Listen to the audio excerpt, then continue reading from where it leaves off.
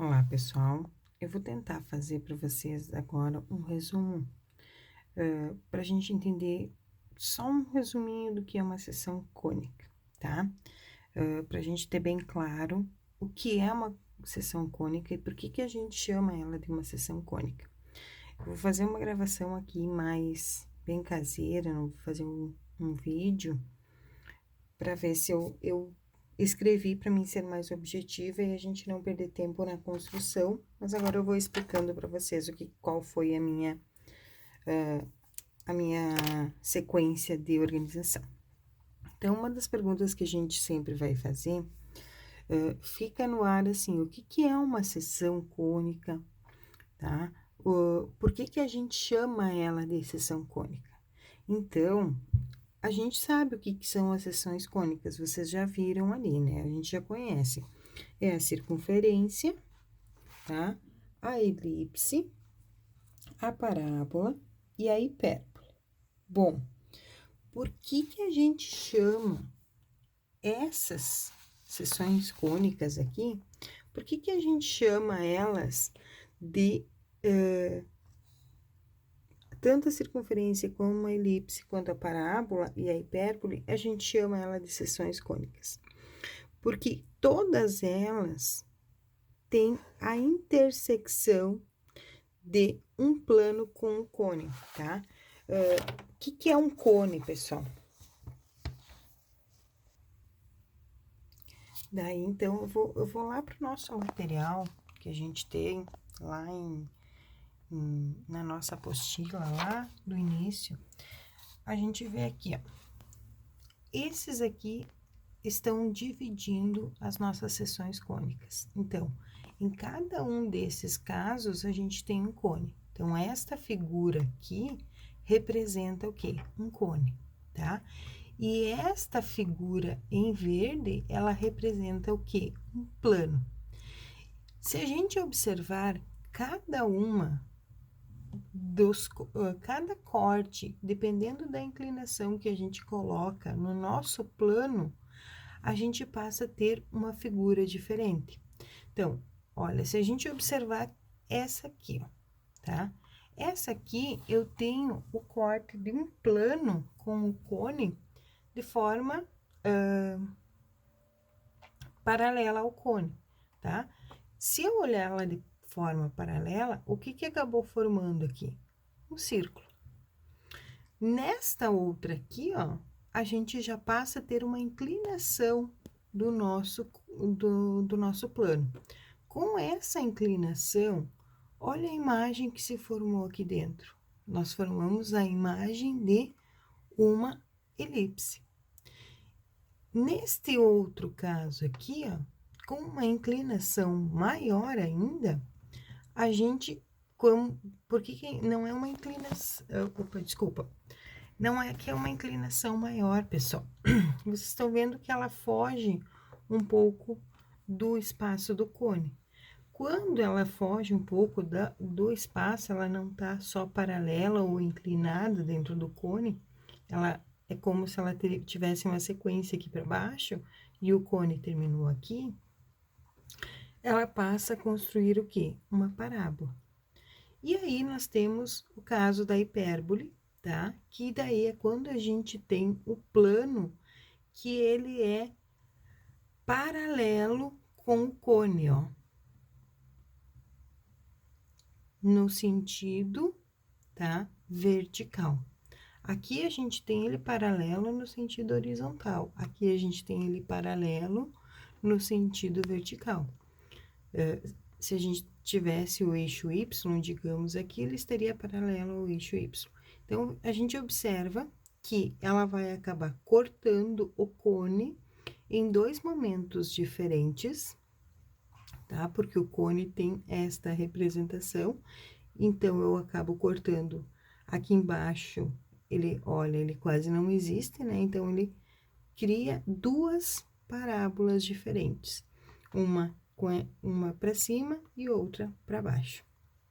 Essa é o que a gente chama, então, de hipérbole, tá? Aí, desculpa, ficou a imagem da luz ali para vocês. Bom, Com esse caso, pessoal, nessas duas imagens, aí eu volto aqui para tentar resumir para vocês. Então, o que é a circunferência em si? A circunferência, pessoal,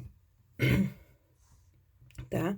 São pontos, tá? São todos esses pontos aqui, equidistantes de uma origem, que a gente chama ela de centro, tá? Então, vocês vão ver que a distância do centro até esse ponto é a mesma distância do centro a esse ponto ou de qualquer ponto com relação ao centro. Então, se a gente pegar aqui essa circunferência, ó, esse traçado, todo ele é formado por pontos. Se eu calcular a distância desse ponto com relação ao centro, desse ou desse, a distância sempre será a mesma. Esta distância do centro a qualquer um dos pontos, tá? A gente chama de raio, tá? Então, a circunferência tem vários pontos que a formam, nós temos um centro e a gente tem um raio, tá? Então, a gente tem o que aqui, tentando buscar um resumo, que todos os seus pontos são equidistantes de um centro e essa distância se chama raio, que a gente representa pela letra E. Tem pessoal na matemática, assim, ó, tem muitos símbolos que variam, tá? Mas a letra R, por exemplo, ela sempre vai representar o raio em qualquer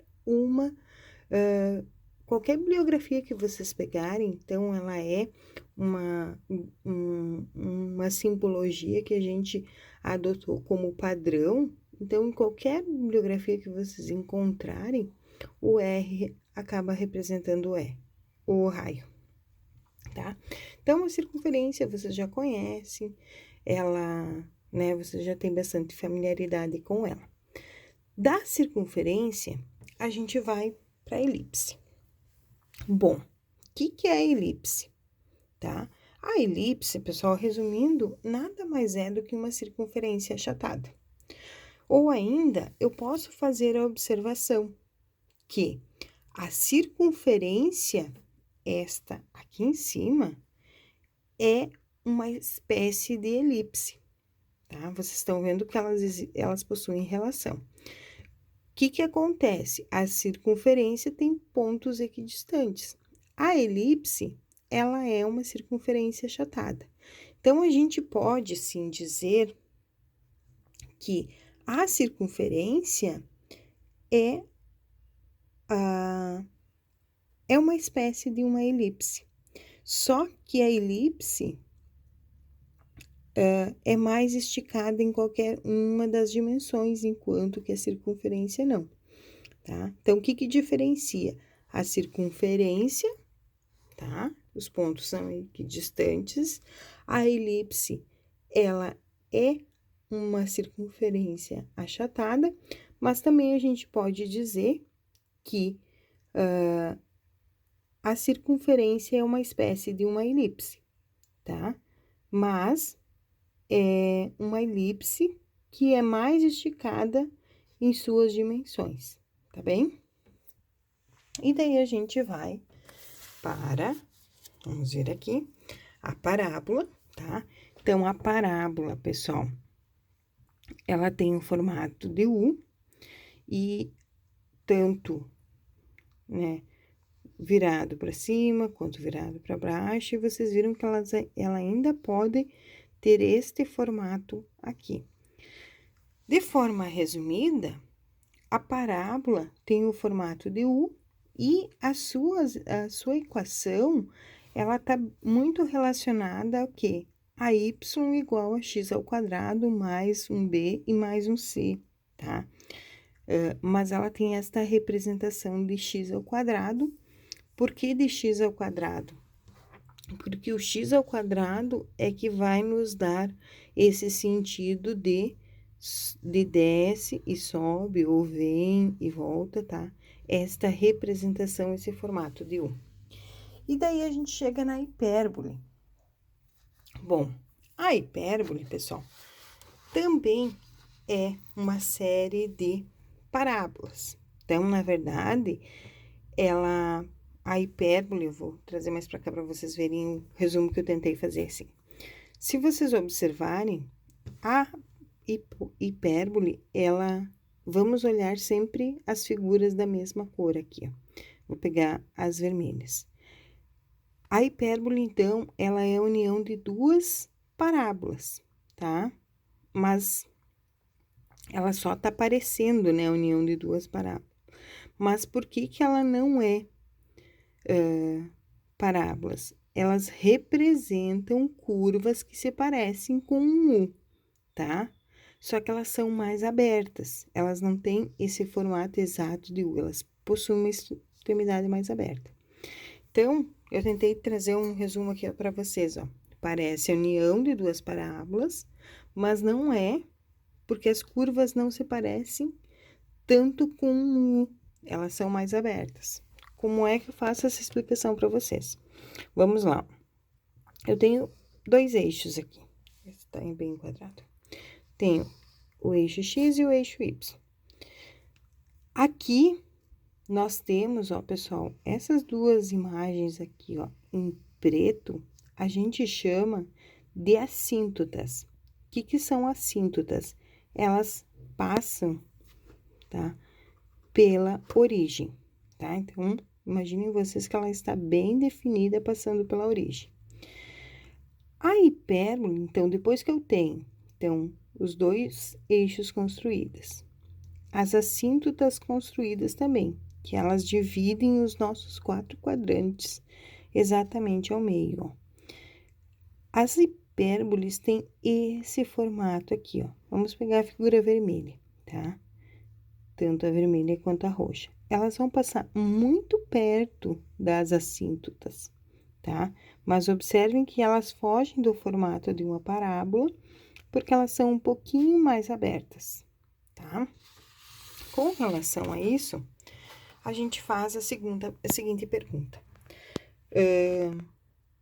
Por que elas são cônicas, então? Tá?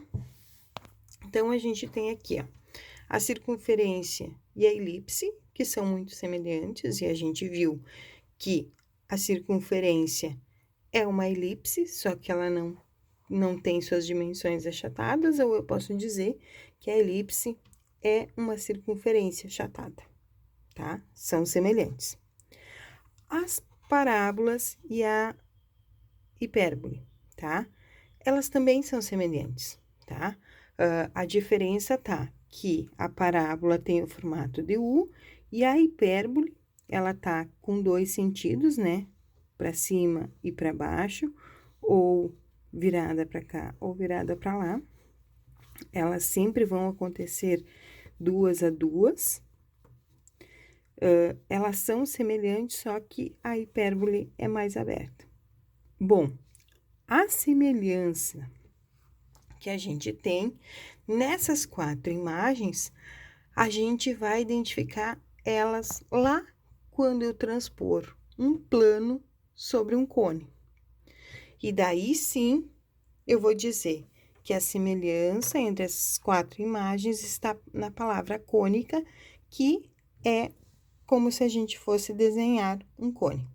Meu desenho aqui não ficou tão bom porque confesso que eu não fiz o pré, pessoal, então eu não sou uma boa desenhista, tá?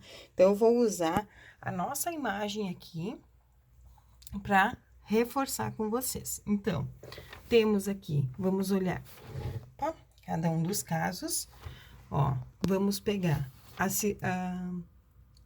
circunferência e a elipse, deixa eu enquadrar melhor. Vamos pegar a circunferência e a elipse. Então, nos dois casos, eu tenho um plano cortando o cone. Esse plano, ele é paralelo ao cone, tá? Se olhar na horizontal, este plano, ele é o mesmo plano aqui, só que ele tem uma inclinação, então daí Aqui eu tenho uma circunferência, aqui eu passo a ter uma elipse. E se eu pegar a parábola e a hipérbole, que tem a mesma semelhança, então, retomando com vocês, a questão de que a parábola, nesse caso, é formada porque o plano, ele já extravasa a imagem, a figura do cone, que é o mesmo caso aqui, que ele acaba sendo paralelo na relação vertical do plano, tá? Então, por isso que a gente acaba formando essas 4 imagens. E todas essas imagens são planos, são as possibilidades que a gente tem de plano dentro de um cone. E por isso a gente chama elas, então, de cônicas.